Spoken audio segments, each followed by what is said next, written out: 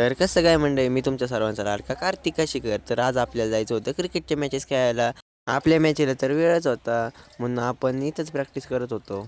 पोरं गोळा होईस्तोपर्यंत यांनी इथंच मॅच चालू केली होती आणि नंतर मग आम्ही देवाच्या गाडीमध्ये निघालेलो होतो.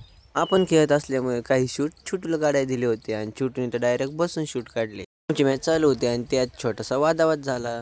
ही तर आमची पहिली मॅच होती आणि पहिलीच मॅच इतकी डेंजर झाली. त्यामध्ये तर आरपार गेम चालू होता.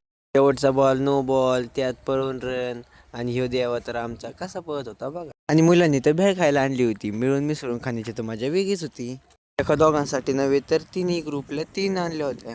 मैदानात सावली शोधता शोधता आम्ही एका कंपनीच्या आडोशाला आलो आणि हे दोघं काहीतरी पाहण्यासाठी खटापट करीत होते. सावली भेटली म्हटल्यावर सगळेजण तर आराम करीत होते.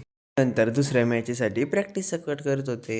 नंतर दुसऱ्या मॅचेचा टॉस करून घेतला आणि सर्वांचे मोबाईल बाहेर ठेवायला लावले, कारण कसं आहे, हायकोर्टाचे फोन आले की मुलांना काही सुधारत नाही. तर डायरेक्ट देवाने एमटी काढली होती आणि तो म्हटला, बस गाडी आपण जरा जाऊ. त्यानंतर डायरेक्ट आपल्याला वडापाव खायला नेलं होतं. म्हटलं लवकर चल. आणि तिसरी मॅच जरा आम्ही हरलो होतो म्हणून आम्ही सर्व घरी आलो होतो. घरी आल्यानंतर परत आवरून देवाने मला मॅच पाहायला नेलं.